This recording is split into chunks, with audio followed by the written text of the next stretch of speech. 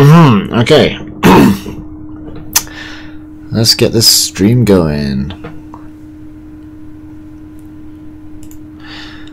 Same mistake I make every time. Let me add it to my to-do list of how to start a stream on my checklist.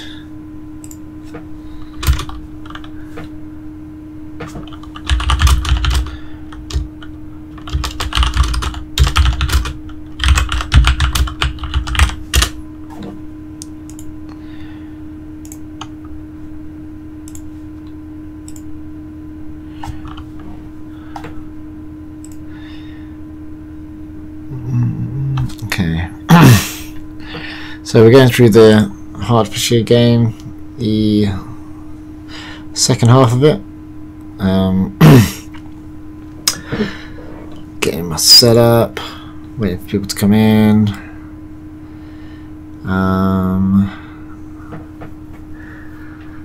Let's go to the stream. Here we go. Let's get the video going.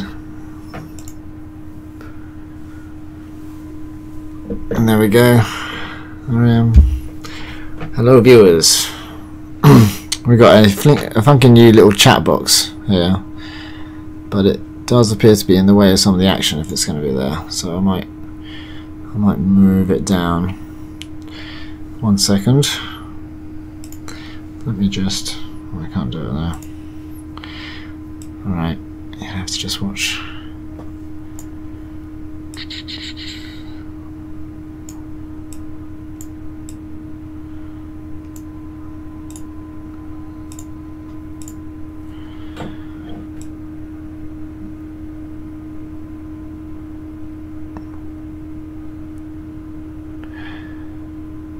Okay, can't tell if it's set up perfectly until people start talking.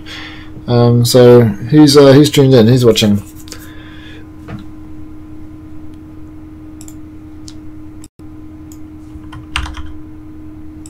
We've got the end of the Hey Aaron, hello.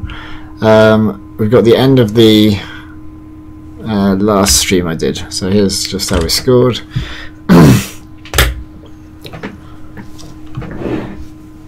Don't pass on over to Jake. I think we're up by a lot of points already. I don't think they're going to change their strategies. I don't think they did change their strategies.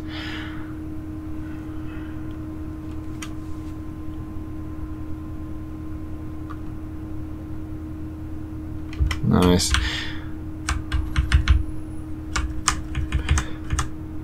That guy doesn't sprint through his cuts. This guy here, he keeps pulling out, opening up that window. But it's because he's running towards where other people are. So, yeah, you can't really blame him. I'm just going to change the priorities of these things to get smoother video. Just doing some Windows settings. That goes to that. And then let's put... What do you think of the new chat box, Aaron?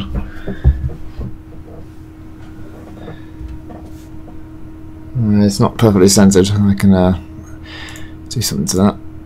Okay, this one needs to be set to that. Okay, now hopefully.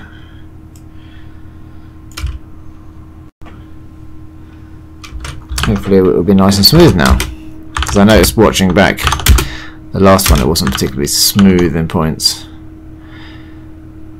I'm going to turn the desktop sound up a bit so you might be able to hear the game. Move that chat over there.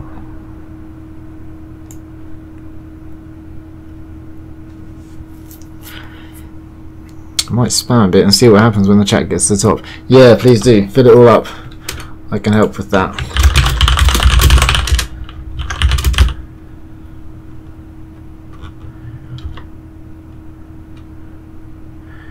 I feel like my name shouldn't be blue. In fact, I'm surprised they're all blue.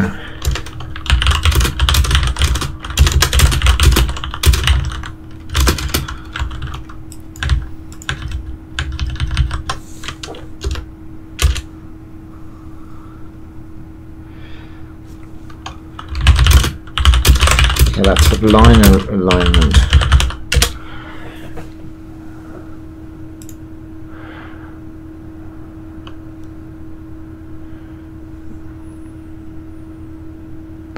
Yeah, I think it doesn't cut off the top of the letters either. The bottom's pretty well aligned. The names are in a good place. You can type quite long sentences as well.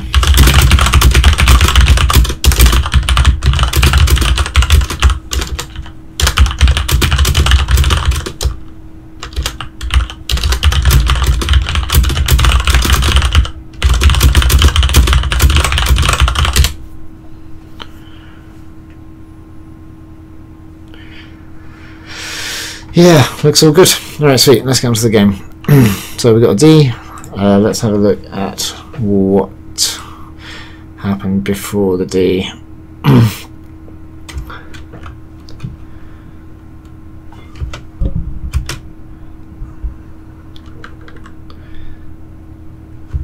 Okay, so the thrower seems to be kind of out of sync with his cutters.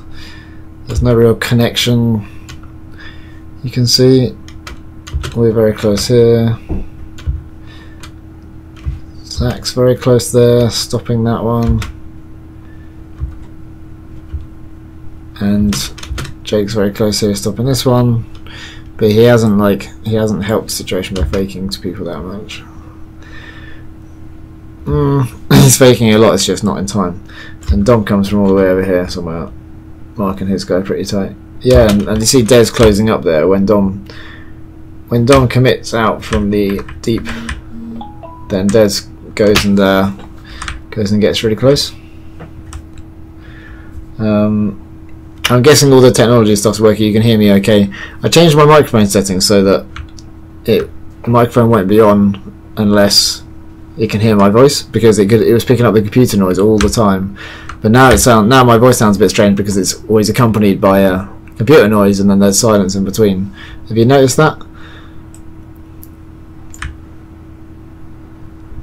Yeah, so we get the D a lot from the guy coming from the back, because most defenses they were played against, they can always come under from the back, and there won't be the guy at the back getting the D. I remember seeing Buzz Bullets doing that in the 2006 final. They were playing what looked like a zone, and then their deepest was getting the D on the under, and that blew my mind at the time.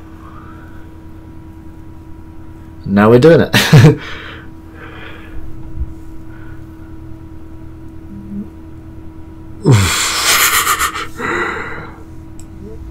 Can you guys hear the Can you hear the game sound? Because it's a bit loud for me, but I can just turn it down here.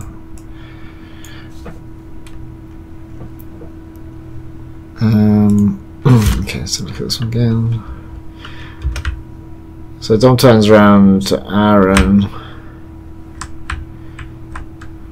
Aaron's maybe committed a bit early. But you probably got that separation. Dom should be looking in really and seeing. Maybe looks at Jake just for a fraction of a second too long. Yeah, he's hoping to get the breakout, but maybe Jake doesn't move for the break immediately. Yeah. And then he turns and then Aaron's a bit close to the line, so he's not comfortable with that. Well, he probably could make this throw, but it's very windy. You can hear the wind. And then looking back at Jake, Jake's like, oh, he wanted me to cut break side, and then he goes break side. And that separation then is enough to kind of make something happen. Yeah, if they get in sync, yeah, Jake changed direction, but then the scuba, I guess maybe a lefty backhand up, released up over here, lefty backhand over into the space. It's very hard to catch that coming from that angle.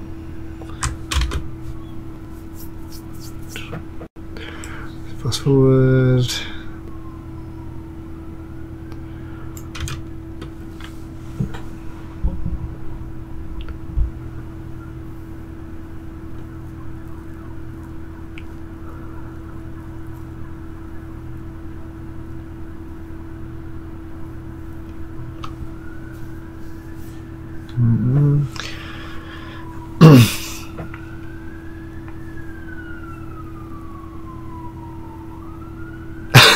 Jake, how did he shake that guy off so much?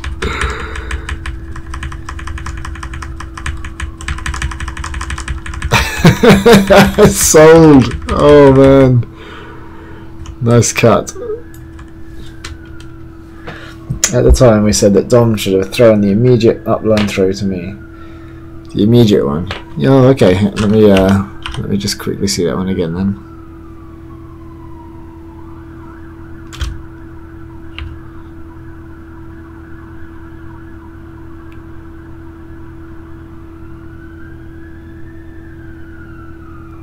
Oh, yeah. The backhand fake was unnecessary. Or maybe he lost his balance coming back. Yeah. Look. That would be alright if he's able to pivot back out and get like a quick flick out. But I think his right foot hits the force. There? Yeah. And it puts him off balance. The force is straddling as well. So yeah, that's a violation by the force. But yeah, that puts him off balance. So then he has to step backwards to regain his balance afterwards.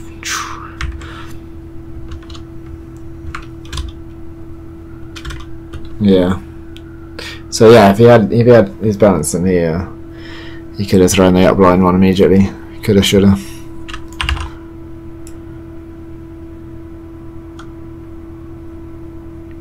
Just watch this again. Wrecked. The ankle breaker. Oh, it's definitely going to damage something. He falls over like that.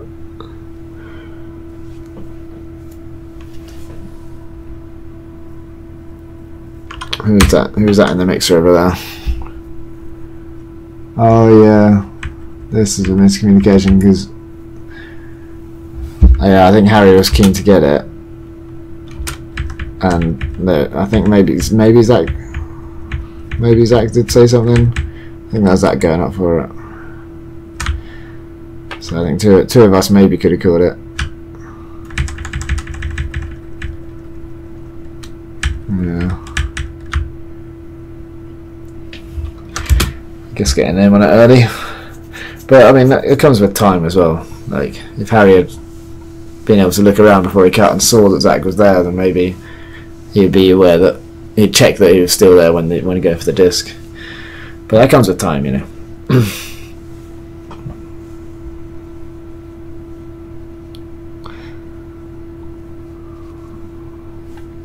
I just want to see the beginning of our flex there. I noticed we're moving quite late. We've got one guy deep and then like 3 or 4 here. So it's these 3 versus this 4v4 with these guys. That's 3v3 and then repositioning, although yeah, both Des and Dom are pointing to that space over there, and I think who's that? Oh, that's Harry. Oh, Harry's getting sucked into the middle of it when he should be taking the triangle. So Harry should have had that guy, and that's the guy that gets the disc. Yeah. So we need to make sure, because he's facing away from it as well here. So we need to engage Harry more with face-to-face communication. Yeah, like find those faces, get him on board early on.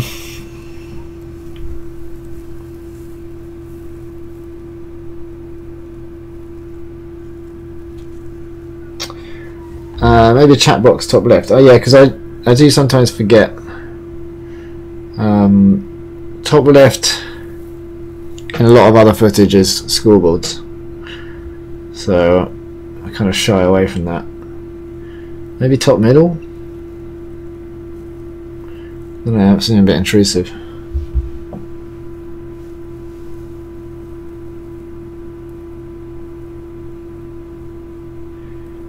You preferred what more, Jake?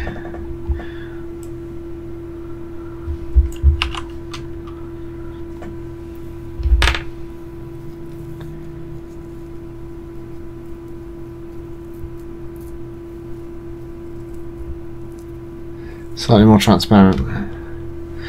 Okay, let me just see how these passes are getting out.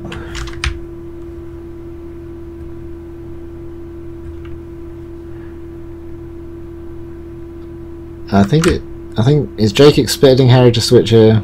Yeah. So that's where the problems are coming. Is Harry's playing 1-to-1,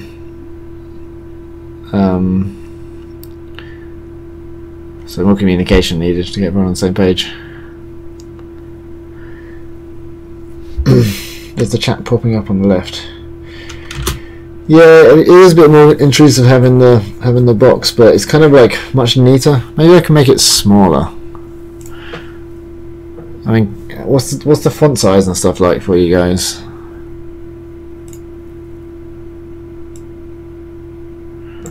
Is that too small? And then I can make this smaller.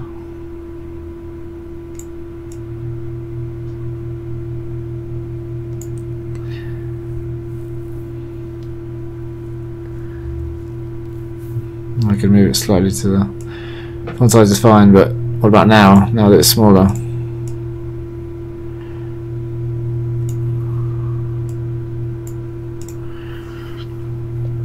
Okay, we'll do that for now.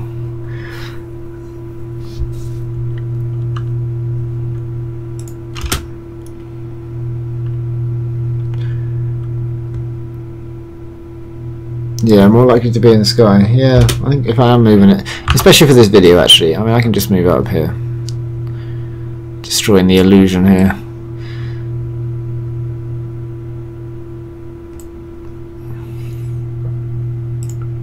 Could be slightly more transparent. Yeah, that'd be another way of doing it, I suppose. Okay, font's still good. Depends what side screen you're looking at it on, I suppose. What just happened? So they turned somehow. Will we find out how? Not really. Looks like an inside. Looks like a big break. Well, I don't know. Actually, who knows what he threw? That guy fell over. What happened to that guy? Let's have a look. He just falls over. Maybe he's done his ankle or something. Really? Okay, it does cut, so I don't know. Don't know if he was all right. Right, so now we've got Dom catching from Jake, one-handed because it's down low behind him. Nice. Oh dear. So Jake does well to keep him moving, even though it's like uncertain whether he's going to catch it. And then when that's not on, then uses the other guy's momentum against him. Yeah, like goes completely in the opposite direction to the other guy. Keep that separation. But then Dom rushes the throw a little bit because he's trying to run at the same time, which is normally perfect to do in this situation. But with the wind, you have to think about the throw for like an extra half second. Or just put an insane amount of spin on the disc. It's more funny when you're doing it with an insane amount of spin and stuff in the wind, but it does require more effort to go into the actual throw. No, he wasn't happy. You could see his frustration. Okay, right. Is Harry being communicated with and initiated here? Yeah, there's definitely talking and pointing and stuff. One-to-one here on the isolated person. Charlie poaching off a little bit, baiting it a bit. Harry getting very physical in there, but that's cool. He's got yeah. Oh, and one's gone past. Okay, how did that guy get past? I mean, this is going to happen, but it's interesting to break it down as to why. So Dom and Des are 2v2. They both leave him, but then we've got Harry over here, so that's great. But what happens? Does Dom run in thinking? Oh, maybe he thinks the disc is going to come. Yeah. So look, this guy's winding up to fake. That's why Dom's going over there. And the fake happens. And that's when Dom's committed. And now he's like, oh, okay, the disc isn't coming. But this guy's run over to his side. So he disc watched a little bit. And then he's like, oh, no, that guy's there. Okay. Other than, yeah, that was good though. It's just a momentary. Well, the thrower did well to get Dom to bite on something. Yeah, it just takes, if you see that no one's watching that guy just for a little bit too long. Just for like 2 or 3 seconds.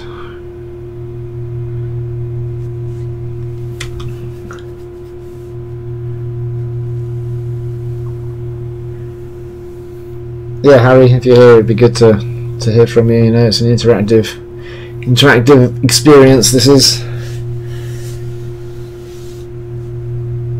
I wish our freshers and second years watch this. It would be so good to have them asking questions. Yeah, maybe I should encourage. Maybe I should make it clear that, you know, it's the interactiveness of this that is going to make it especially useful. And if you have questions or opinions or anything really, like angles, then by all means, now is the time to get involved and chat. Jakey, I think in that situation, when you cut back, you could just drive into the middle of the pitch and centralise the disc.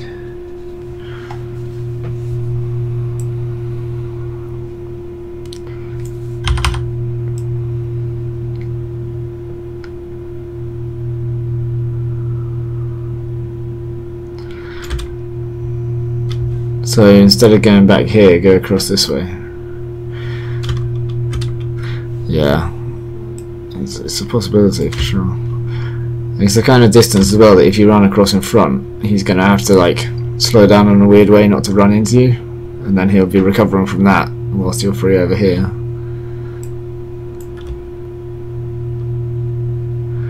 Once you got that separation, really, you can choose to go to any space, and there is space over here. So maybe. However, you do want to get the disc upwind as well, and on the brake side. Like going to the open side is quite often like a last resort, but not necessarily in give goes. You know, I say quite a lot as well. When I edited the video that I sent out earlier, I had to chop out loads of just me saying so if you have any feedback for the stream, yeah, then I'd really like everyone that's watching to say if you've got any feedback on it, things that can be improved, things that you notice that I do that I shouldn't, or things that I could do. All the feedback is appreciated, and if you could take a selfie, then I'm making this exit screen. Let me just show you the exit screen quickly. This is what the text looks weird now. I haven't loaded it for a while. Let me just shrink it there. Not quite. Shrink it a little bit more. There we go. There you go. That's better. Right. Let me show you the exit screen. So this is when everyone has take selfies. I'm going to compile them together and say, thanks for watching, everybody, with like all the different kind of like photos. And so we've got a few. So I put them together. And that's what it looks like so far. Thanks for watching, taking part. So if you can take selfies where you can see the screen in the background, just send them over. Then it'd be much appreciated. I can just add them to that.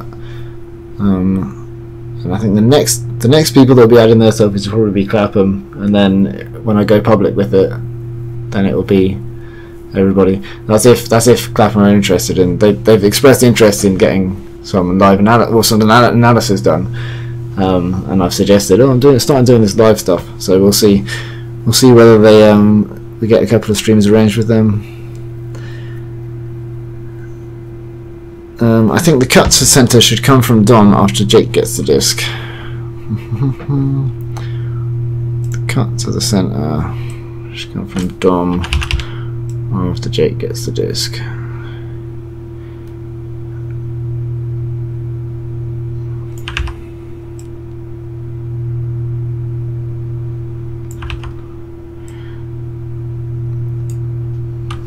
Assuming that throw is completed. Okay, so then Dom would cut free across here. So you could use that.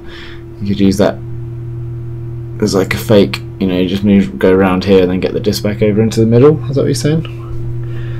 I think in Ego pretty much anything would have worked with the separation we could get. But it's good to not always do the same thing. I'll definitely keep in mind going back around his back, etc. Yeah. Yes. We don't really need to overthink it too much. I think there's a chance to cut open side and centre the disc. Should always take it.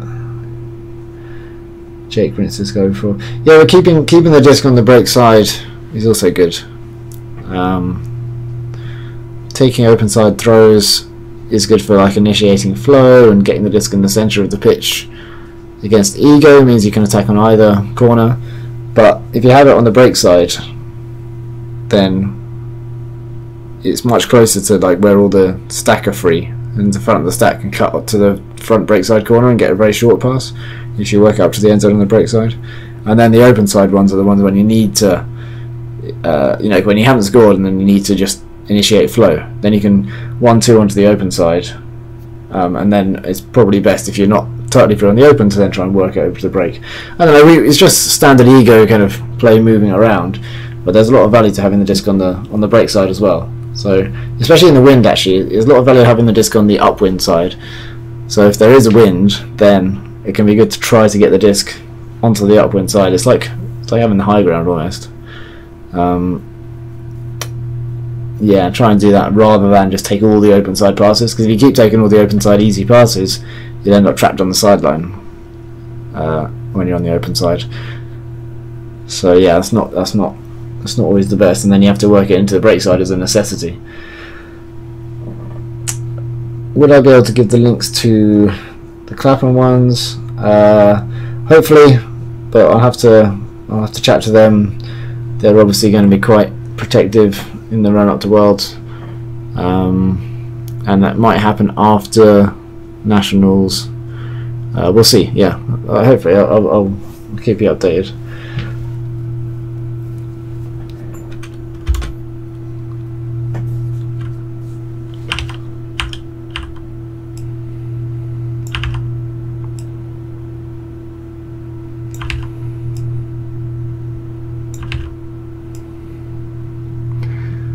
Oh yeah, we watched this one, didn't we? It's where Dom takes his eye off that guy. But again, that kind of started with there having to be a lot of communication with Harry. Like, Harry didn't seem ready for this guy to turn like that, you know. And then it is like a fraction of a second late reaction, gets his body in a good place, and if the disc goes to that guy, he's got the D. So yeah, that was really good actually. Like, I think if these three played flex together for half an hour solid, then they'd be preempting the moves a lot more. Like, the reaction was very good, but slight lack of preempting, like very slight though. Good flex still, good flex. Okay, let's have a look at what's going on in the hat position here. Done by tin, kind of with Harry. Oh, no, they both see that they both started marking one guy. Yeah, like when Dom left this guy go over here, he was expecting some kind of reaction, and then he kind of goes towards, and then kind of looks like he's taking this guy, because Harry's kind of not taking that guy. But maybe that's because this guy's looking away. He's looking down the line. That's the point where he could throw it, and Dom's already turned away. So hopefully we found the other guy. Yeah, so it's a bit of a blown sandwich kind of thing, but we're not going to get punished for that every time.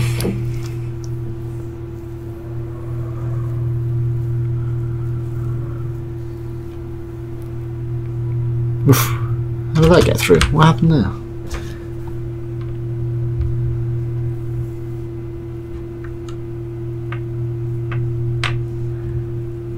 Yeah, that's what I'll tell Ash. I'll just say it's just the Mohawks lads, and he'll be fine with it, no doubt. Oof, just scoops it up.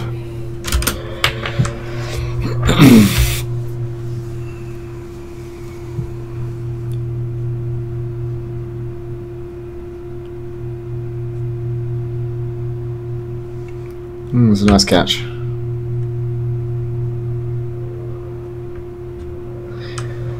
Charlie's pretty close. Yeah, I mean it's a tight throw. There's a nice catch. Could probably put more pressure on at the back here. Although, you know, normally it is good to take the runner, so... But I suppose at that point, when he turns and comes back, then there's no one else Charlie should mark, and Dom's here to help if needed anyway. So... Should probably try and, like, just mark that guy out completely. Yeah, maybe Dom could have got in there a little bit closer to help a little bit earlier. It'd be good if there was zoom now. So what's going on? What's going on? How many we got at the back here? 1, 2, 3, 4. With Harry, Zach, Charlie, Aaron. 2 of them are just running across there. 2 of them are in the middle. We're all just doing 1-to-1, I think. Okay, Aaron was lingering there. So okay, 2 go off over there, and we keep 3 defenders here for a second.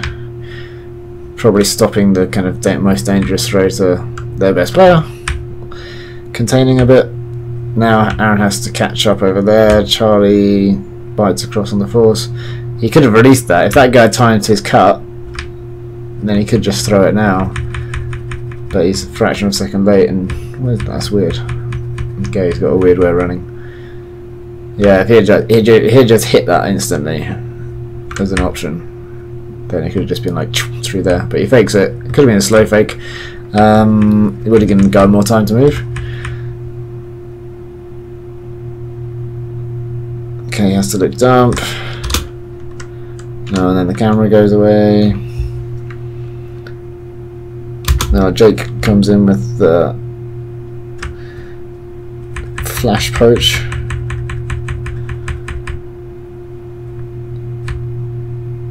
This goes anyway. Again, he fakes early. You know, like he's pumping that fake there when his guy's still all the way over here. If he was just ready to throw, trying to get it perfect, he could wait and throw it a bit later on.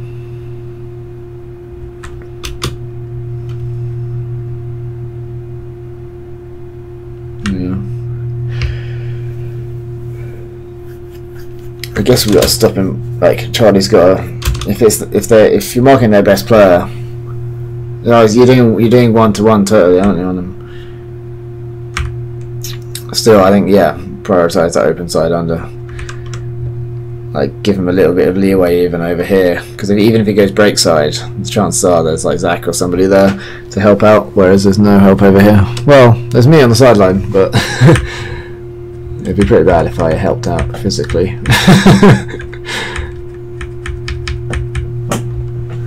Nice feet.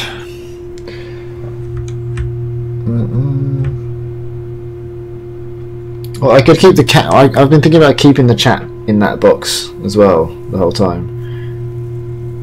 Respect for the delay. Yeah, it's good once. Yeah, once you know the disc is up. Yeah, it's a good lay. I mean, that's the reaction you want to see. Is you're immediately like, right, I'm turning. I might need to just keep committing my upper body to this, and that's exactly what he does. He just immediately turns and just launches his upper body to the side. But yeah, see, yeah, because Charlie's trying to check the disc, so he moves. Yeah, you see that? So he looks at the disc once. And Ernie's probably like, oh, I could have gone. He looks back, and Ernie's like, oh, okay, I won't go. And then he looks at the disc again, and he's like, oh, right, yeah, I should go now. So that's why it's in a fraction of a second. And after that, Charlie puts in the best bid he kind of can. A lot of Jake's.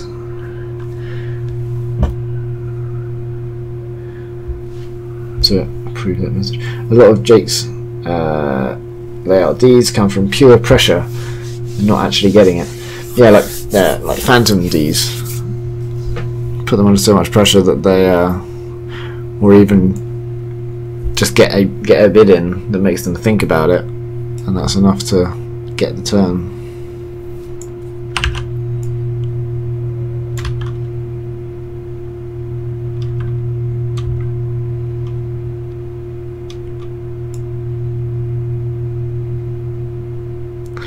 Okay, I don't know what happened to it. Some kind of turn.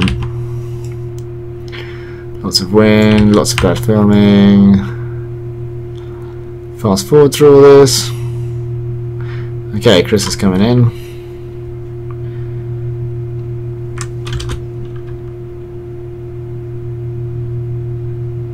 Chucks it. Don't know what happens. Oh, that guy caught it.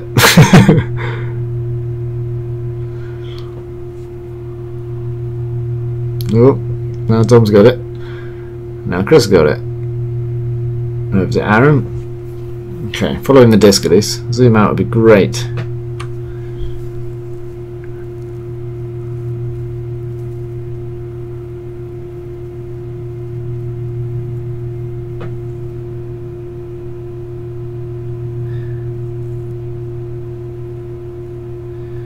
When handling against zones, everyone could put more fakes in. Yeah, I agree. I agree. Like faking as a handler against a zone, and not those ones. Like if you're gonna pivot out like that, you should be able to make this throw. But faking the overheads, faking the ones that the defenders are worried about. Basically, if you can find something that's gonna hook a defender in, yeah, they'll go towards the thing that you're faking at. Then you start to then get an advantage, because then you can throw or fake to the other side, or to the space that then you've created by moving them. Yeah. So not just more fakes, but more kind of realistic and dangerous fakes. Yeah. Everyone, when you're playing zone, you're always calculating the possibilities for what the thrower is going to do, how they're going to get the disc near, like to the people that are near you, and you're aware of a lot of threats. And if the thrower looks like he's going to take those threats and starts winding up for them, then you know that really gets you kind of committing and gets you moving around the field, which opens up loads of space then and changes the situation for all the other defenders. So yeah, taking that control of the game with fakes when you've got the disc against zones is really valuable. Yeah, it shouldn't be reliance on the cutters to move the defenders. It's a combination.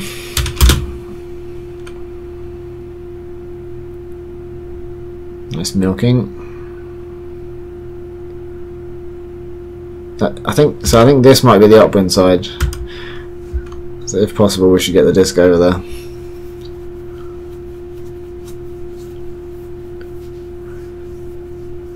Nice.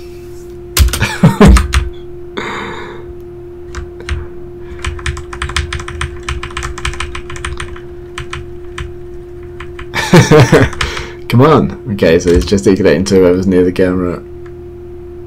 Is that Chris? Yeah, so he's pushing through and getting Chris to come over.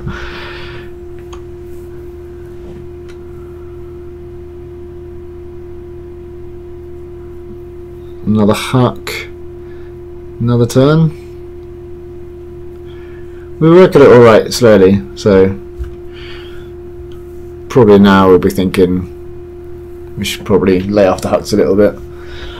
You know, trying it once is kind of expected and good to get the opponents respecting it.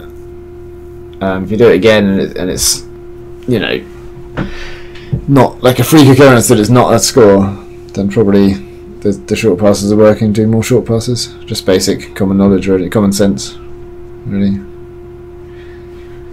That's fast. Oh no, I'm not calling.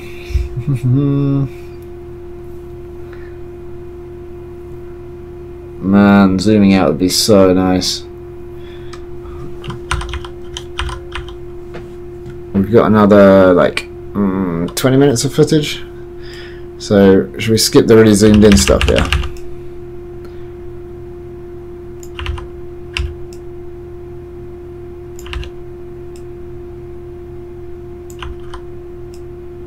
Okay, zoomed in, cool.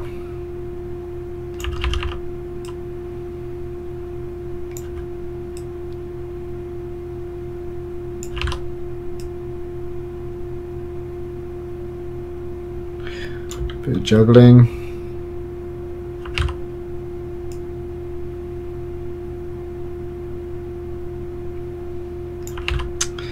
Zoom is so killer.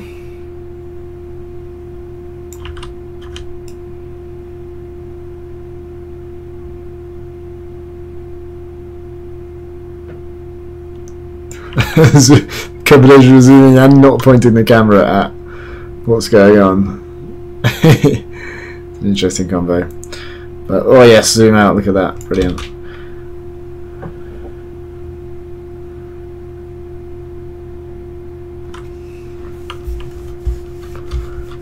Good gesticulation about Aaron to get the disc.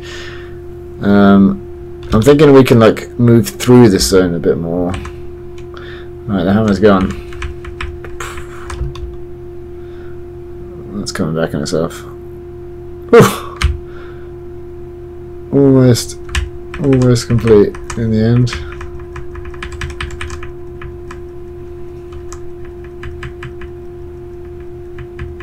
Oh.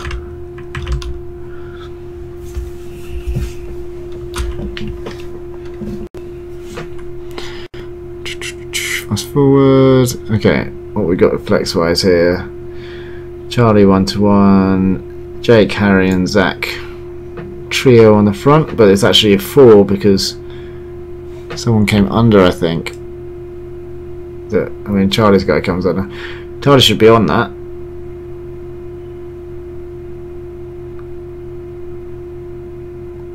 Yeah, he's not done anything special there. And this is going to cause confusion because then he takes Ernie, takes Zach and takes Jake. Harry comes over towards us, towards the camera to take Red Hat Dude. He then stops his cut immediately. Kind of weird. Ernie doesn't get it, but what's going on with everyone else? So Dom started coming in on the left, on the far left here, and he's then marking the 3 in the stack, but who else is? So Charlie's still coming to catch up with Ernie on the far side. Jake passes him off, and again Tom comes from the back to get the run through D. So they think the offense that they're doing, yeah, they're trying to split all the people who are like, you know, clogging the lane or however they perceive it to be. They're splitting them, and then they're trying to hit them through the middle where they see there's a gap, but they haven't realised that Dom's come in to then mark them, and then does enough. Might get that, but it might be pressure. So yeah, nice work. Through the front, it's fine if it's upwind. Yeah. So they're less likely to throw it deep. So the bigger threats, the shorter throws. So if you can position people and surround the stack, but also, you know, weight your defense towards the under throws, as you normally weight it towards the open side a little bit, then yeah, that's all good. So yeah, I like getting that disc off the line that quick. Yeah, Zach moves it nice and quick when it gets to the line. Doesn't let it stall and look. Yeah, Chris follows, which is good because then you got the first option with Chris. Yeah, and if that's on, then that's great. But if it's not on, then just straight across. Don't even look for something else. You can already see someone free right there, and that's really nice. Taking the open pass, and then he comes across. Yeah, and we've got the easy continue here to Aaron, and then Zach is then a potentially an option there as well. But he brings in this. He gets this defender committing. So he creates lots of good stuff. And then we got the disc back, and we're back in this position. So that's just one quick swing off the line, and we created a number of options on the far side in just a couple of seconds, and got flow. Then we work it across.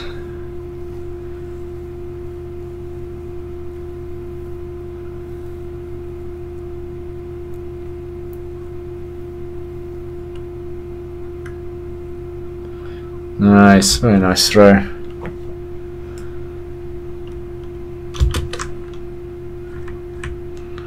Goes to Chris, and then he has to get it out quickly. And just at the right kind of pace. Nice. Jake really likes the quick swings, which he does in the middle. And nationals, he's been looking to do that as well for stronger throwers or overheads on the wings who can then look at these options.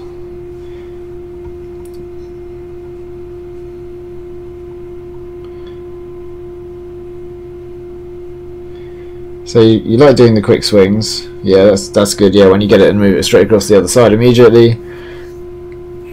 And yeah, of course, do that at nationals for stronger throwers of overheads on the wings, who can then look at those options. Stronger throw. Oh, so the people you'll be passing to on the wings would be stronger at the overhead throws, you mean? And those are the more like where overhead throws are more likely to come from. Are they though? Do overheads come from the middle? Like, if you're in the middle, you can fake to one side and then throw to the other, and if they've got one deep guy, you can kind of get him committing one side and then throw the other side. If you're on the sideline, or near the side, yeah, you can go over the top to the back corner, can't you? Or like crossfield deep. Yeah, it's the same difference. Yeah, we need to practice our overheads a bit more. That was the undoing of the under-23s when they came up against Germany, they're playing Hex and Flex at Worlds, and yeah, the Germans put a zone on. So we need to get our overheads sorted really, because if we had that in the under-23s, then there would have just been a lot more of the pretty critical passes would have been complete. So make sure you got those overhead skills, especially in the wind. So Aaron, Chris, Dom, Cal have more threatening throws against the zone or on the wing to hit cross pitch. Yeah, that's cool. Christian, Ash on the wings to throw the blades hammers. Yeah, nice. Nice. Yeah, it sounds like a fair strategy. It's good that you've got that it's talked about and everyone's on the same page with it.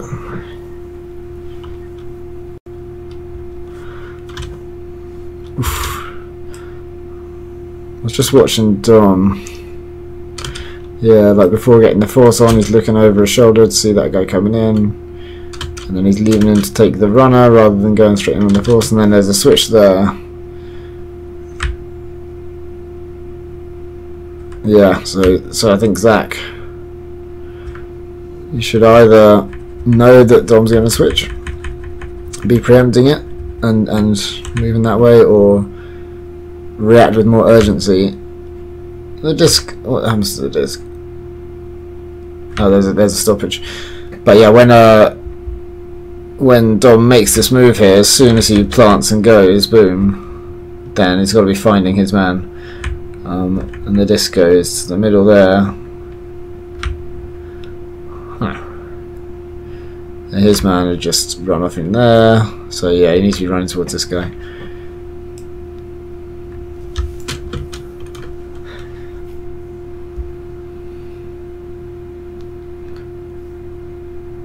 Maybe there's someone deep that I can't see.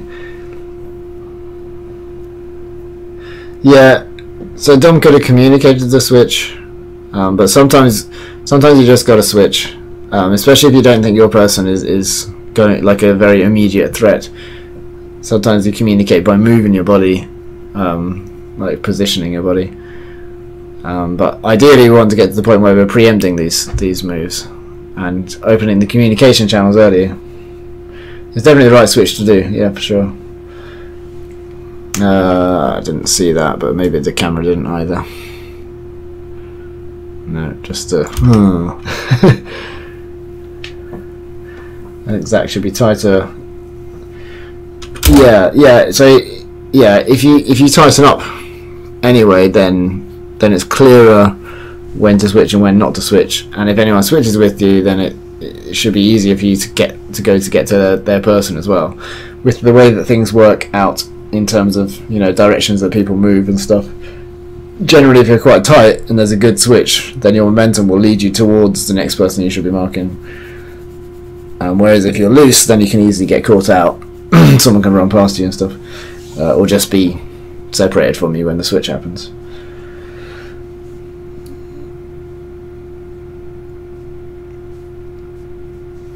Zach stopped thinking that Dom's man would cut through deep. Stopped thinking that he would cut deep.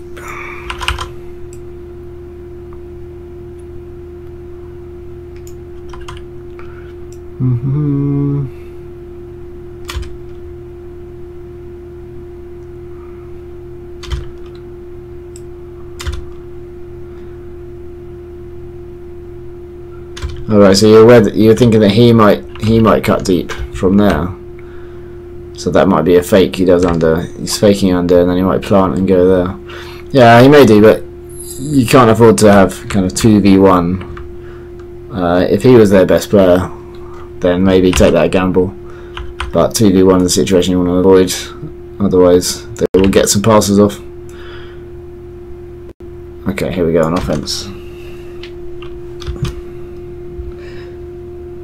Oh, stopped thinking. Okay, stopped. Okay, I stopped thinking Dom's man. I stopped thinking Dom's man would cut through deep. Yeah. Okay. I think that's what I kind of understood. In the end, Aaron with the disc. Ooh, oh, Charlie. So he gets the disc through nicely here. Charlie starts to go back at just the wrong time. I think maybe he thinks it's going to be a fake.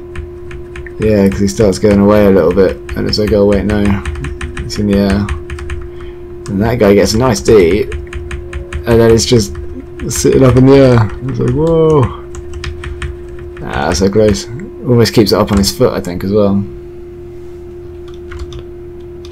Remember Aaron not wanting to throw it around by pivoting to me.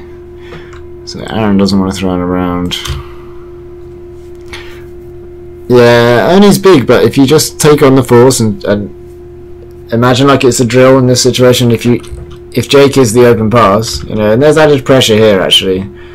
But you see it if you're playing against the zone. If you're trapped on the line and that open pass is against a big force, then you just have to imagine it's just like the drill, you know, the 3-man forcing drill, and you know you got 5 seconds or whatever, and you're successful in that drill like, you know, 90% of the time. So it's pretty high percentage that you can be successful if you just dedicate the time to trying to get the disc in that direction. Yeah, it's unfortunate in the end that Charlie's not attacking it, because the disc does get through, and in windy weather sometimes, especially if you're going downwind, if the wind was going from right to left really strong, then just chucking it deep from the front corner is a valid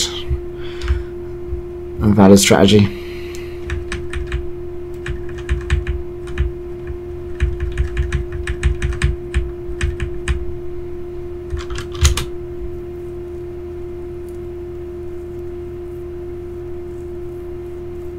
Ooh.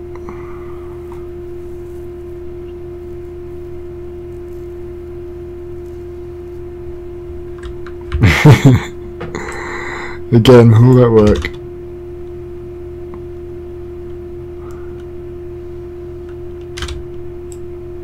How do we get the turnover? Sorry, I keep replaying this. Oh yeah, it just popped up in the wind. Yeah, okay. And then a bit of an off throw. Yeah, you kind of want to put just masses of inside out on this, don't you? He's behind you. There's a shit place throw, dump to.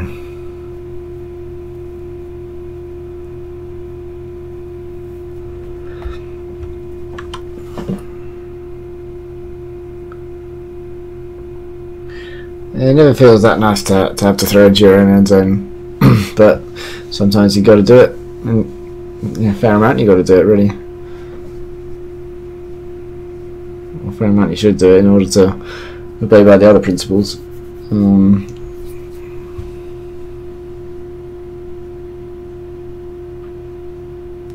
Come to the side and give me a 90-degree pivot.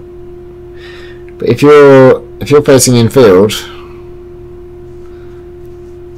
then all like the biggest degree is 90s to pivot to hit any place, right? Yeah, you have to degree. Yeah, if you throw straight down the line, you turn 90 degrees to your right, say for the sidearm, and if you're facing a field and someone's on the dump on your left side, you pivot out 90 degrees.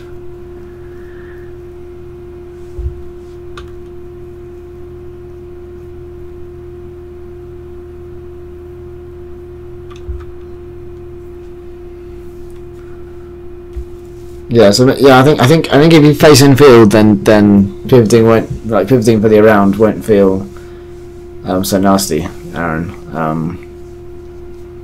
Yeah, if you like face where the hat should be, because if that's where the open throw is, that's what we should take. You know, if the conditions are right and everything, we don't really want to worry about like it not feeling comfortable to pivot around at a certain angle. If we're positioning ourselves in the first back position and stuff, we should just get used to throwing those positions.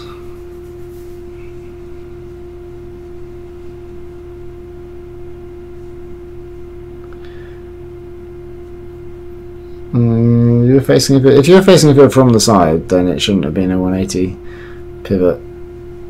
Oh, another wayward disc. It's getting a bit sloppy. I think we scored it anyway, and that was half time. I think I heard someone saying.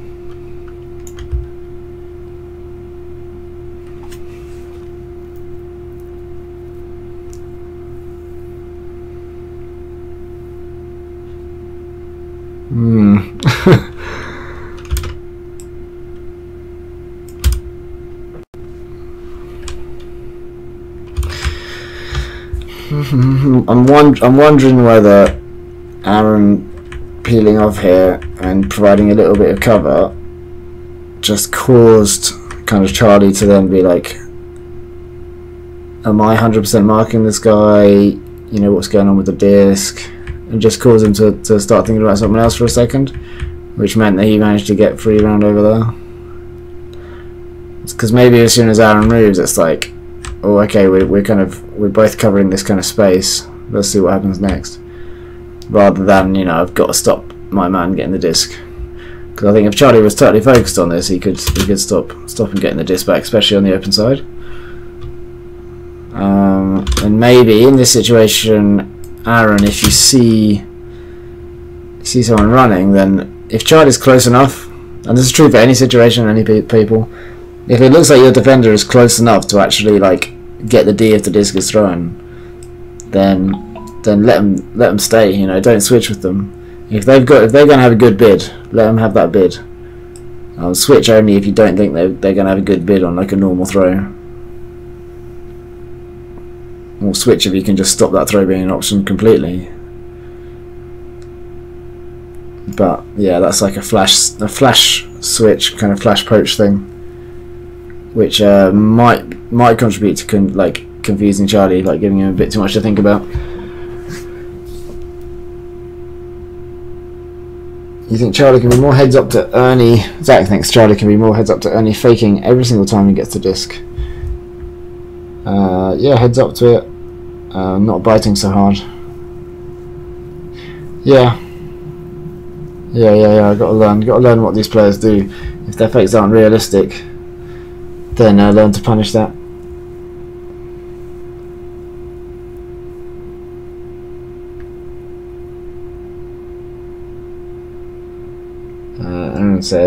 Aaron says the breakthrough. I prefer to sprint it to the left or right, and then I could throw an easier break.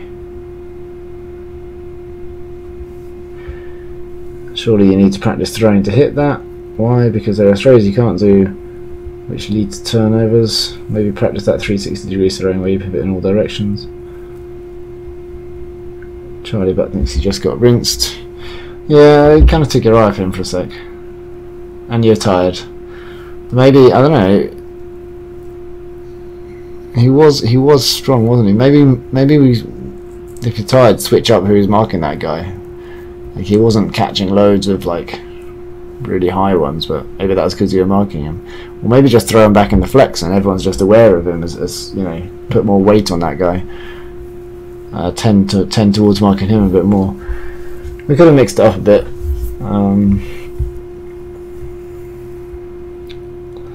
I think that's probably the only situation ever where I've had to throw to a dump behind me with a force between. Okay, or maybe I'm misremembering the situation, but it seemed like just having the disc on the line, force sideline, and the cut goes backwards down the line behind you. That doesn't seem that uncommon.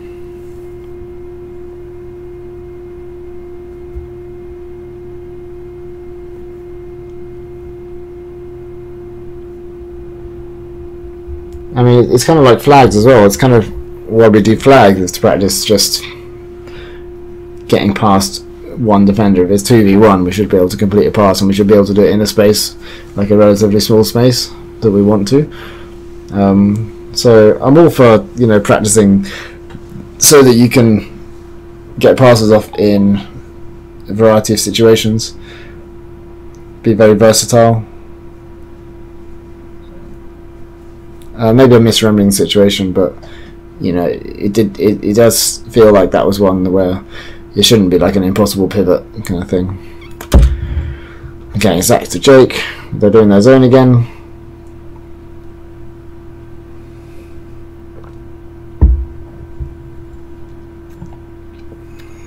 No, I didn't see that.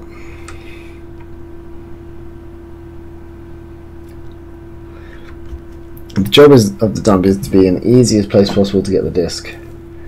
Aaron having to turn the complete opposite isn't the most efficient way. In vertical stack though, you have the dump 45 degrees, but that's on the open side, isn't it? But then if it's 3-4 and the disc's on the line, then you have the dump directly behind the force, and they get free going backwards, and that's an okay throw.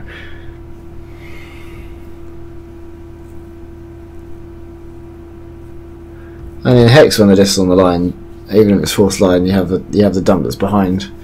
So I don't know. Maybe I'm misunderstanding.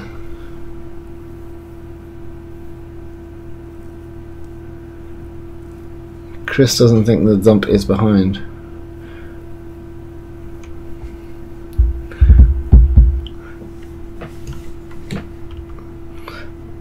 In vertical stack, the dump's behind unless it's on the sideline, and then it's parallel. Surely, it feels like I'm misunderstanding something here.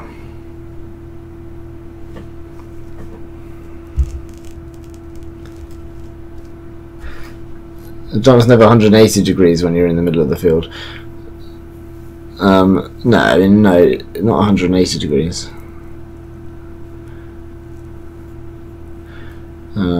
Usually, if they are 180 degrees behind, then they're planning on running to one side when the guy turns around and initiates them. That helps with staying connected as well.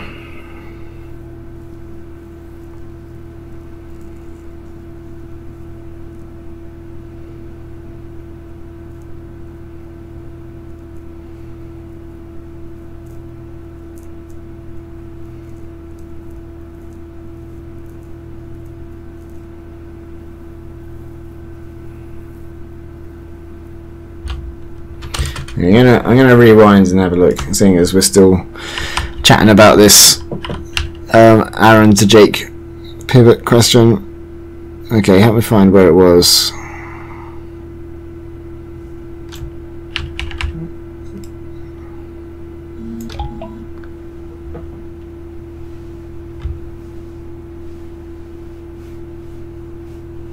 Aaron looks at you, push up into the poach to open up an easy round break. Is this the point we're talking about? Right? Is this the moment we're talking about?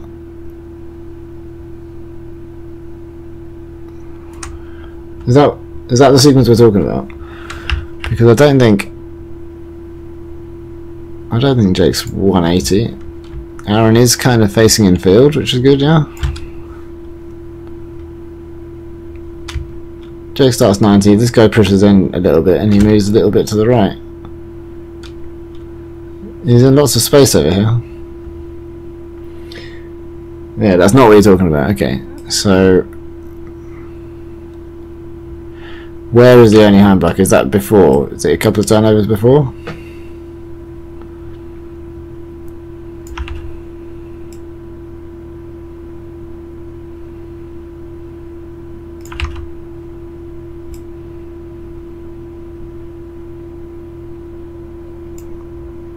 Is it before? I'm looking for it.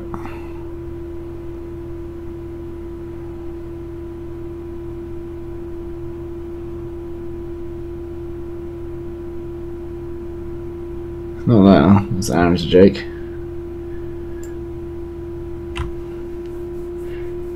It might not even have happened yet. Okay. Alright, so there was a misunderstanding. I thought there must have been. Alright.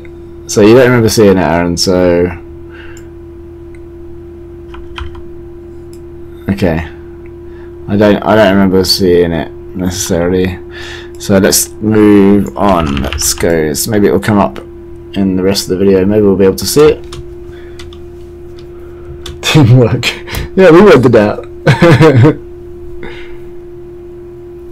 This is why you don't play computer games whilst trying to focus on the stream, Aaron says.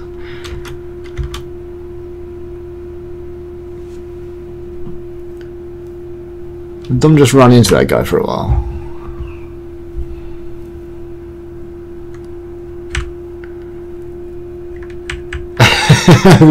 his mark does kind of lead him towards him. Like goes right up to him and then stops.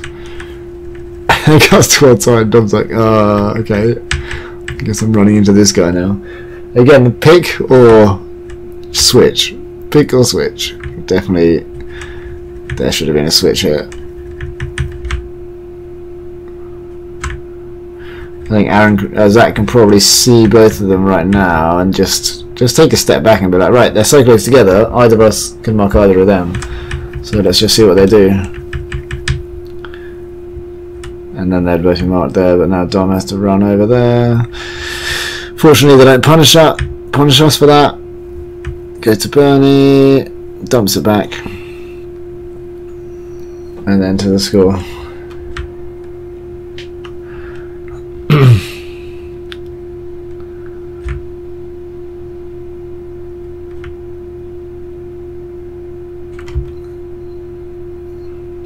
Yeah, so I think it's the guy that Desmond's on up here. This guy. Des just spends a fraction of a second disc watching rather than moving to cover as the disc moves. So when the thrower turns away and then throwing to someone that's moving from one side of the pitch to the other, you need to go and guard that side of the pitch that they're moving towards before your person cuts there. I think it's how Dylan Freechild gets the first D of the USA-Japan game. If you haven't seen my video analysing that, check it out. It's called Every Turnover of the Game Analysed. Japan v USA. World's 2016 final.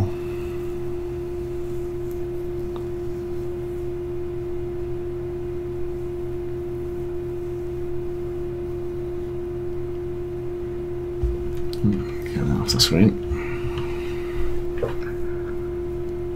Ooh. Yeah, we've got a fair shape. As soon as that guy moves, then it's like option, and then oof. Another little one through the middle, and then cameraman's distracted. Come on, cameraman. Come on.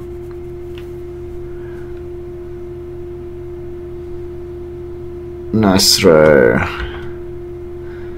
A nice look as well, cutting down that line, providing that option to the space. Very nice.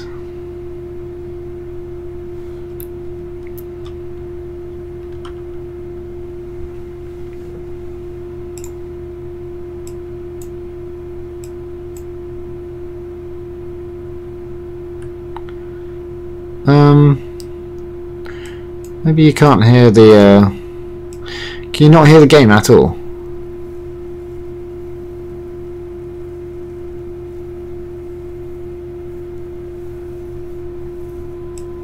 Can you hear the desktop audio at all? No. Okay.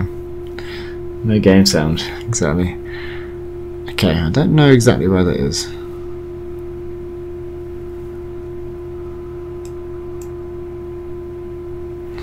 I'll have to look at that another time. Let me rewind that, I missed that. What happened here? Flexing against that stack. Oops, sorry, it must have been a loud noise.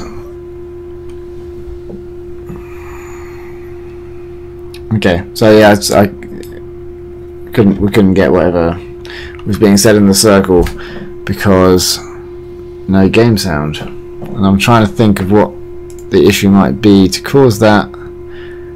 I did mute the desktop audio earlier in the stream, but then I unmuted it. I cannot see. It's not even recording that any noise is actually happening. So doesn't look like I'm going to be able to get that up this time. Maybe by muting it, it's kind of broken it for the rest of the time I'm streaming. Okay, let's have a look. A bit of flex here. No, I think we stopped trying to disguise it if we were ever trying to disguise it. That guy comes across to the near side. Des thinks about him. Jake goes and sticks on him. And then Jake looks up and to see what the danger is on a high stall. Alright, now we're in trouble. Like, we're not in trouble necessarily, but we made a gamble there, which is a fair gamble, you know. He had a bite at that disc. And now they should have some advantage that they can use. Yeah, so they've got 2 around Dom there, but they're both stacking up. Which is not what they should do. They should split Dom. Jake manages to recover and they throw it to the floor. So that guy cuts deep from the back, or kind of comes under anyway, and then it's through the gap, but it's not quite there. Jake's playing more zoney, but he's keeping an eye. He's staying aware of what's around him. Did I mute the video? Well, I can hear the video playback through my earphones, which normally means that you can see it there. What if I try to load something else that's got sound?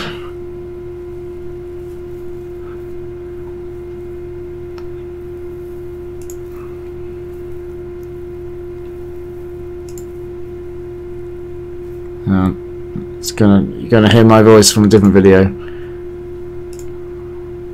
No, you're not, because it's still not coming through. Yeah, I can't work it out. So no audio from my computer is getting through to the stream at the moment, just from a microphone. But it doesn't matter too much, so we'll continue. Sorry about that. Ooh.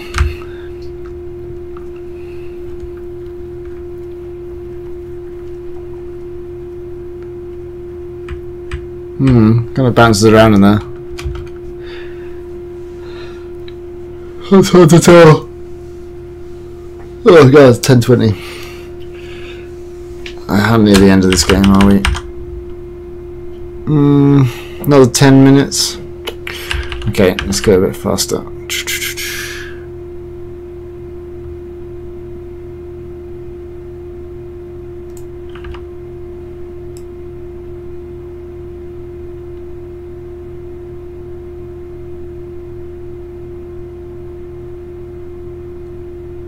Well, I've had a thought though. I can just listen to what the what's being said in the huddle, and then relay it.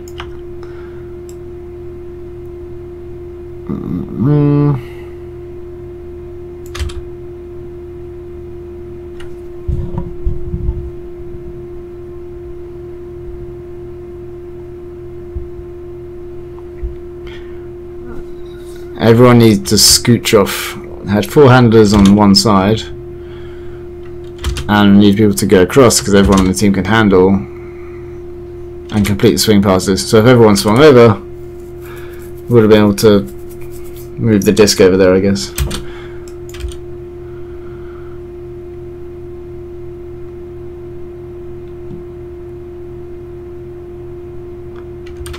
Aaron said when I had it. Yeah.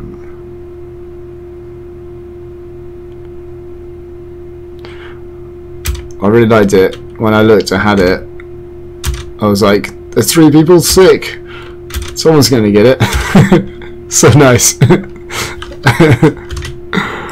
Okay, let's go back to where we were.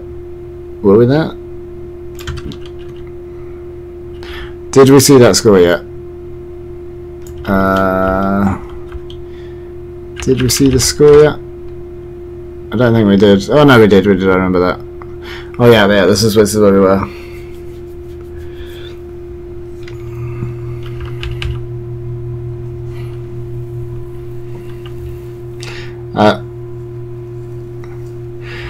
Chris apologising for not catching that point. I think it was SIM card error anyway. Was that a D? Oh, my computer's... Okay, it froze for a second. Okay, this is creating another error, and this is yeah. So we've got, yeah, we're marking people up and tries to lift it over the top, but we're there. Aaron grabs it, should be scoring immediately. There we go, nice. Harry gets in there to finish it off, or maybe there was a call. I don't know.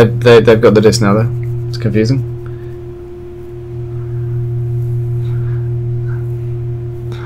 Okay, that's odd. Some kind of data corruption there.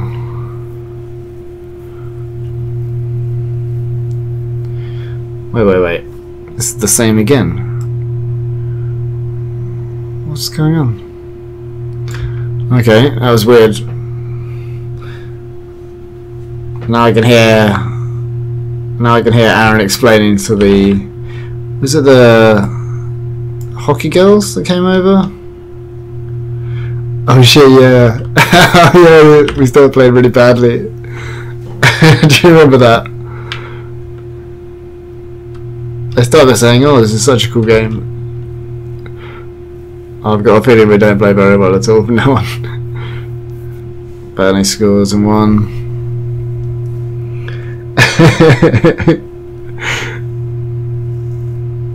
Oh man, cringe. Oh, I can hear the crowd as well. Oh, sorry Chris. Got a replay. Here comes my 3 clam cash drops. Sweet, here they come. Glad tuned in for the stream. That's the pressure. Should be on your toes jumping for it, I guess, but like, it's a focus thing. I quite enjoyed it. I quite enjoyed the kind of challenge in a way, because like definitely the atmosphere changed and everyone was kind of like aware there was a crowd. So how you react to a crowd is you know, it's not the same for everybody. Some people play up to it, and it's something that you get accustomed to, something that you get used to over time.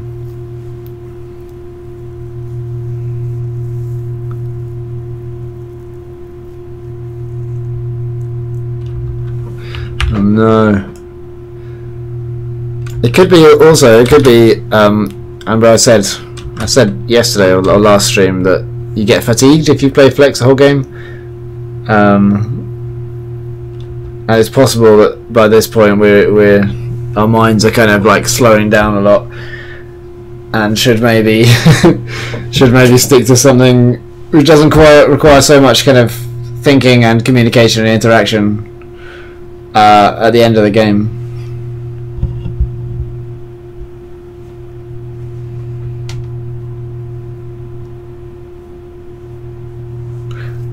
There we go, this is the one you're talking about, isn't it?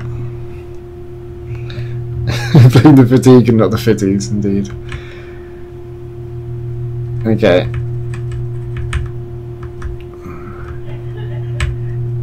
So,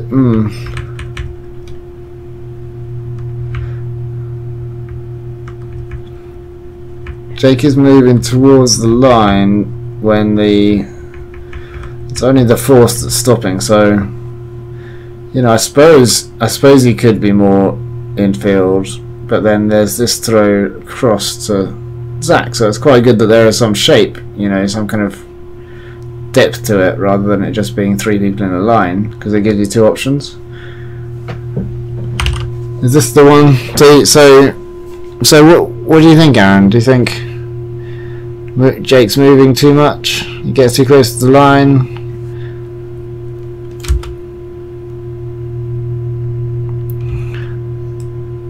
You try and throw it before pivoting, you know, it's up there. There's a lot more range you could get by stepping across. There's a lot more pushed up space for me, says Jake. Aaron says he thinks he should learn to pivot, which he has now. Jolly good. Jake thought that where I was would be an easier break. Then I could swing to Zach. Yeah, I get a little bit behind the deal. Like if he's struggling to throw to Zach, then it should be easy to throw backwards, and if he's struggling to throw backwards, it should be easy to throw to Zach. That's the power of the triangle. Like a force can nowhere near stop both the options. And if you throw to Jake, then he can throw to Zach because, you know, triangle again. You also how your only option is directly behind you. Well, maybe Zach should be a bit closer. I mean, it's windy. It does look a little bit disconnected. Maybe as Jake moves behind. Yeah. So if I'm in this position, then if I see Jake moving, I want to be moving as well. Like keeping tabs on, keeping like a string attached, almost like a mental string attached, staying connected to those two. There's 2 forces because of the zone.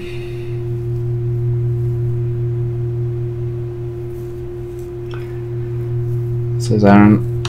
1 stopping the throw to Zach and 1 stopping the around. That's what the zone does.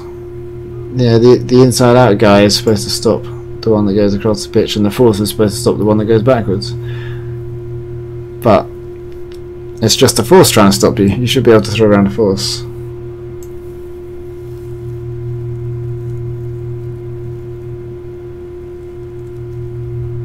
Maybe just a bit more infield if Chris is being picky. Zach was focused on having the most space around me as possible to give the throw more leeway. Yeah, especially if it's an overhead. Yeah, possibly, but yeah, if it's an overhead that you know is a viable option, it can be good to be in space. But I think staying connected is a higher priority principle.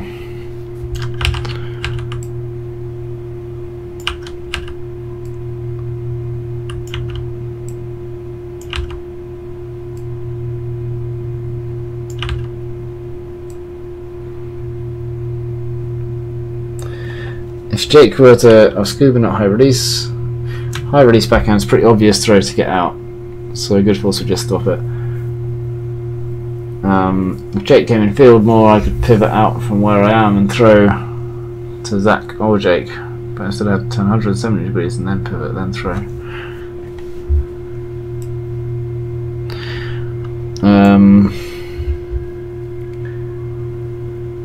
Considering some of the deeper shots thrown during the game didn't seem too difficult. Yeah. If I pushed up, I'd be cutting off Zach's space. Yeah. Zach doesn't really have space. He's the third hander.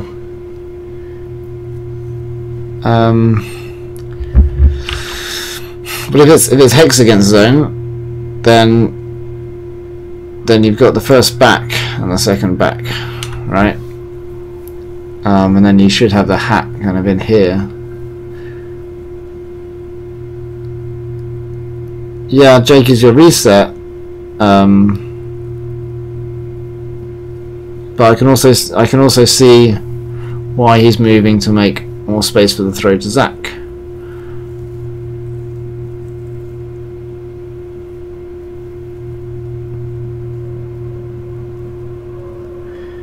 Yes, Dom should be in here. But even if Dom is, then that's still okay for Jake to make space for Dom. Even more okay that Jake is behind you. However, yeah, we should have a player in here to provide that option.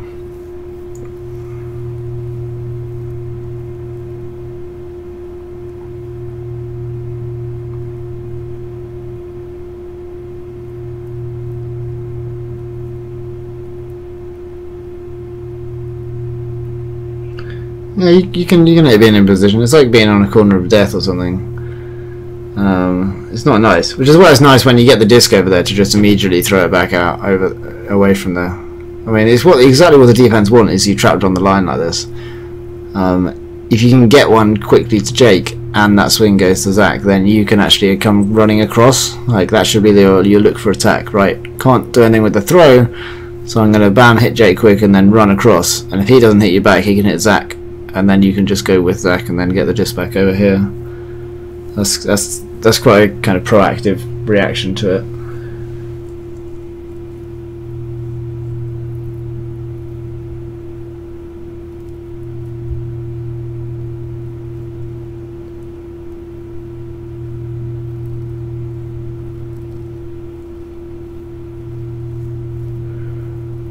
Yeah, it could be 45.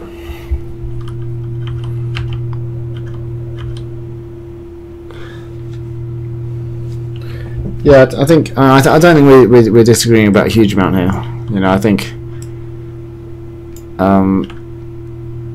it's not a nice situation to be in, but I think we all know that, you know, we need to be able to take the shots and take the angles that are given to us.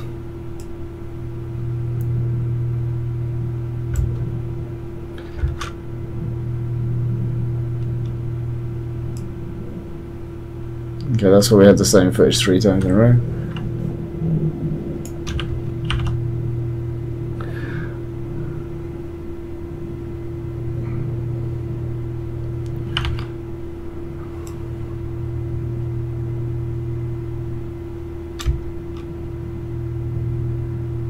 I think the hockey girls just asked Aaron if he started at uni, and he said he was one of the few that didn't.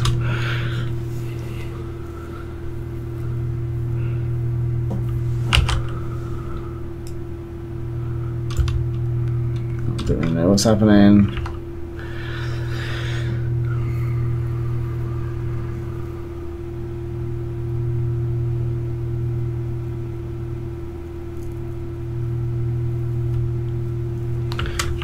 Okay, I say look for the over the top at this point. How about this positioning? This is okay. This goes to Dom. Yeah, Jake's kind of trying to push around a second back. Maybe we need shape here. I think maybe that could. This is fine. He's connected. Jack and Zach are connected. Should be okay.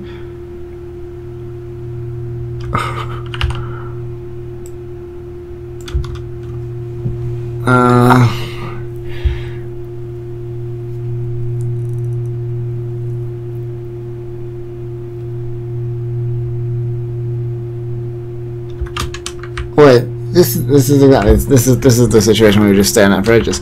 Is it just repeating through? It's bizarre. Some kind of error with this footage. That was weird.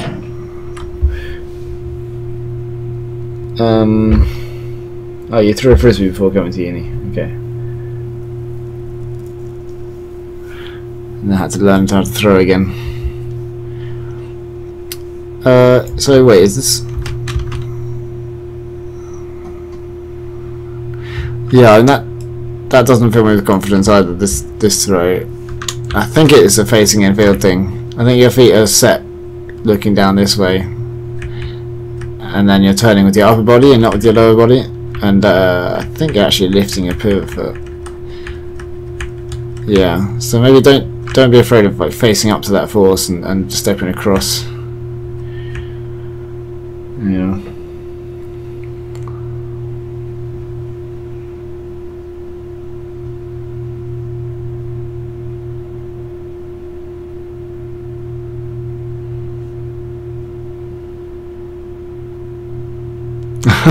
They keep on scoring.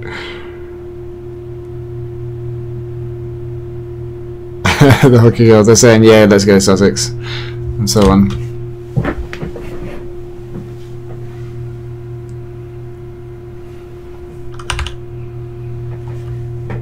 Are they recording now? Okay, it's gonna be zoomed in probably.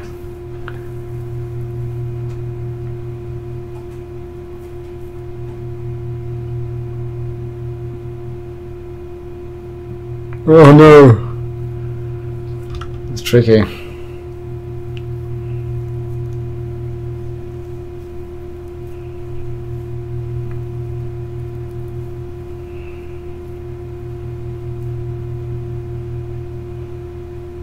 Oh, what?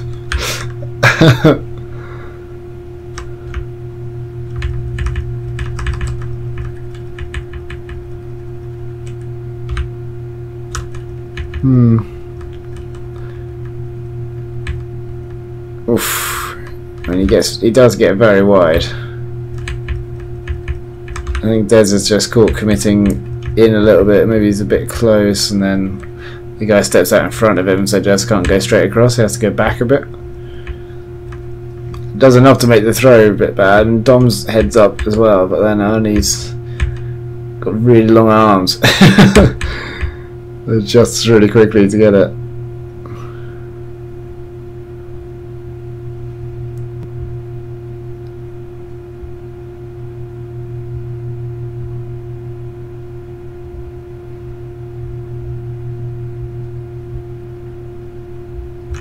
I didn't see that turn.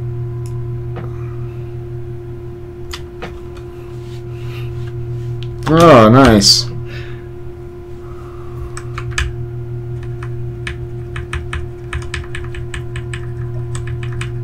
Nice. I think the hockey girls are commenting on the tight marking as well. And I've heard other people talking to other coaches saying that the one-to-one marking in Ultimate is pretty like unrivaled. You know, you've got ice hockey, it's really tight one-to-one marking, but and like sometimes with like receivers in American football, but the kind of like field sport like this, it's not really seeing the tight one-to-one marking in field hockey or in soccer at all. So it's quite remarkable.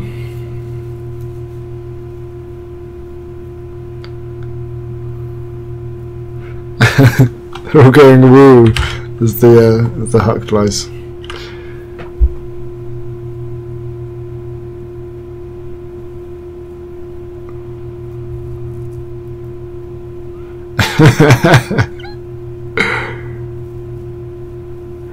saying where is the ball, and then correcting each other and saying, oh sorry Ultimate Frisbee.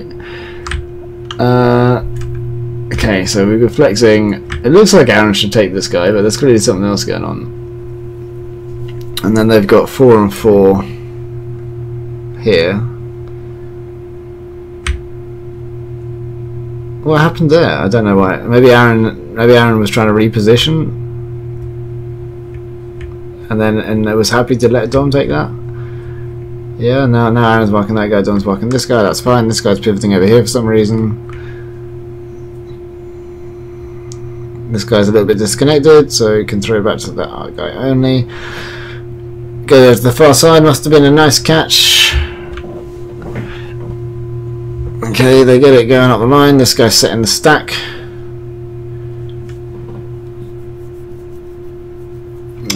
Jake remembers being annoyed Chris got the D because he was sure he had it. Oh right, if he hadn't got the point block he would have got the disc. Nice.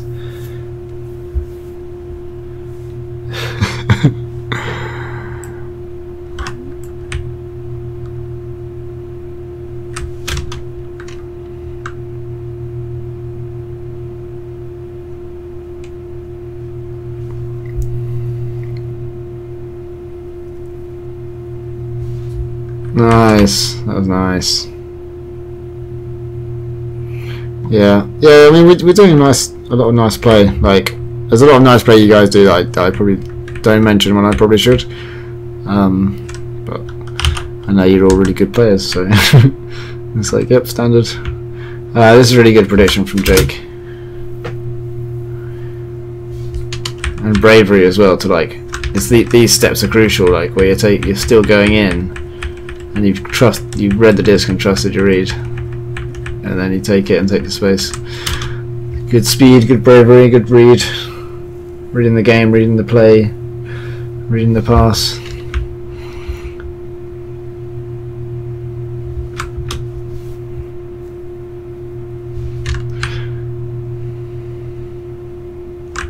Is it a travel? He's like a foot away, his right foot's a foot away. Yeah, and then he takes a step there.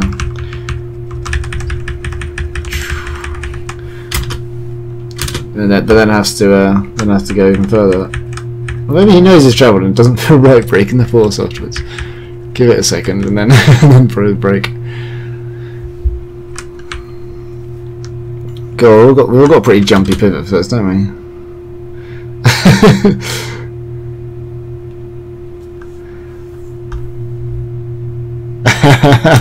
Hockey girls say great wrist action and then giggle about it.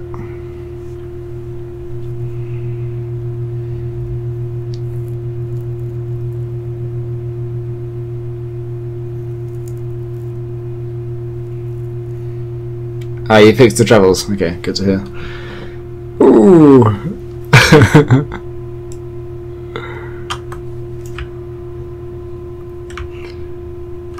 I mean, this could be communicating that you want to throw the hook. Yeah, a bit out of sync. Yeah, not. It doesn't look like you're communicating with your team through faking and stuff. Like this. So, boom, it goes. It's outside in. It's a bit bladey, but it does get to the space where the receiver is before they get there. So. That's quite a good throw. It's just a bit of a low percentage throw, and it seemed to be something you're kind of limiting your options to.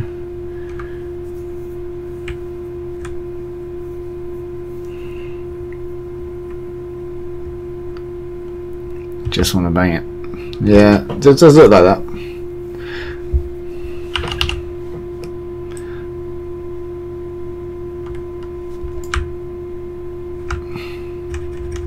Yeah, it looks like a foul, right?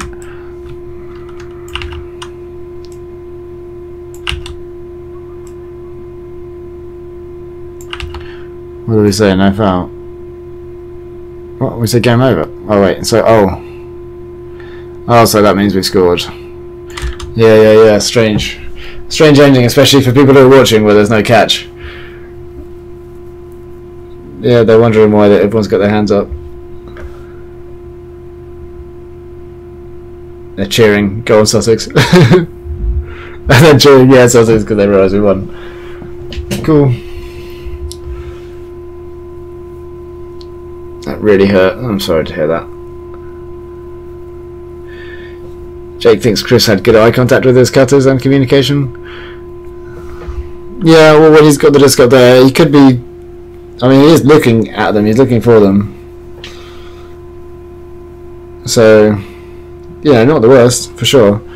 And I think he gets a cut that he wants to throw to, so job done. You'll nearly always know when Chris is going to bang it. It's good to get to know your teammates, you know what they do in what situations and stuff. But it's also good to, keep your options open and be able to throw any pass as it presents itself. I think I'm tunnelling hard on the end zone, says Chris. Yeah.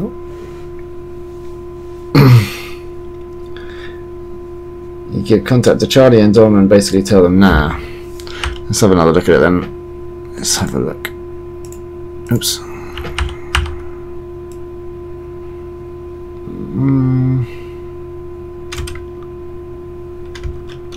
Why you look off Aaron? I heard someone say earlier as well.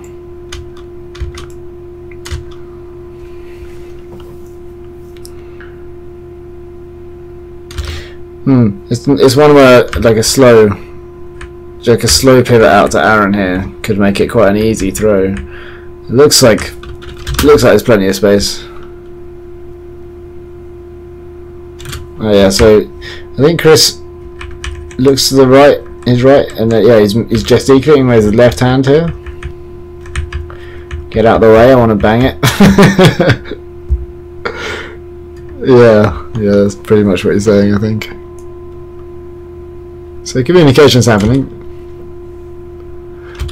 Does he pick that up and then look at who he wants to go deep? Does he look at Charlie's? I mean, that's kind of a fake there as well. It's like it's a bit of a wind up.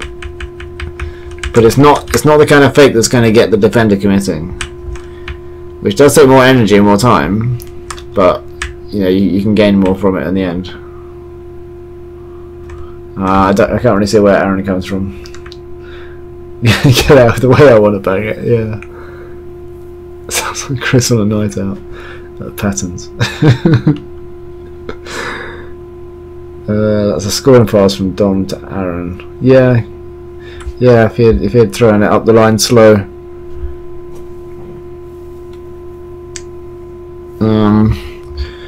Okay, well that's the Hearts game. Let's just do the final catch again, even though it's not a catch, the final strip. There you go. Oh yeah, well it's a strip, so technically it was a catch probably at that point. There it is. Cool. If you guys have got any closing thoughts, now's the time.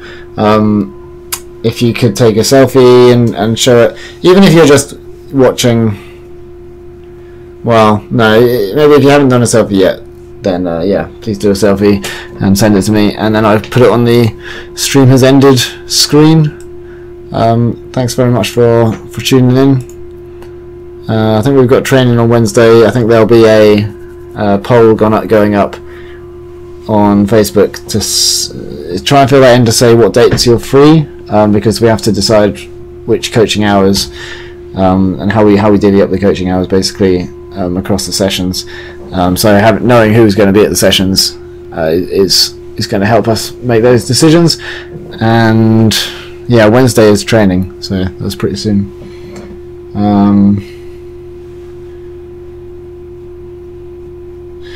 I think that's it. Did I mean to get more than 10? Oh, did I get more than 10? Yeah, so I asked Luke and he gave another 10, basically, so we've got 20 hours. Fun Tuesday tomorrow. We'll see what the weather's like. There might be 2 thunderstorms. That's what one of the forecasts I read say. So we'll just check what the weather's like in the morning. See whether it's going to be okay for Fun Tuesday. Doesn't need to be perfect, but yeah, Fun Tuesday could be a possibility. All right. Well, you didn't get to see what happens if people subscribe. That's also why the chat isn't up here, because the alert box is up there. I can move the alert box. Has anyone not subscribed who's watching? Because if not, now's a great time. We'll be able to see the thing happen. In fact, I'm gonna put it up as a test one, because I think everyone's subscribed.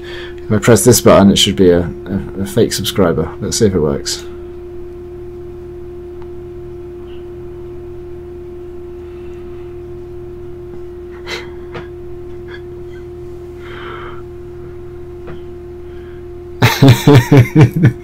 That's the jingle. That's from a very early, probably the first Whammo Frisbee advert. You can find that on YouTube. Was the volume alright? Was it loud enough? Was it too loud? It sounded pretty loud to me. What was the volume like? I suppose I can check later on as well. Cool. Jingle didn't have noise. Oh, really? It has noise on mine. Okay, I'll have to sort out the audio problems in prep for the next stream. Maybe the next stream will be tomorrow. I will be in touch on the old WhatsApp. Cool. Alright, cheers for watching everybody, and I'll see you soon. Bye bye.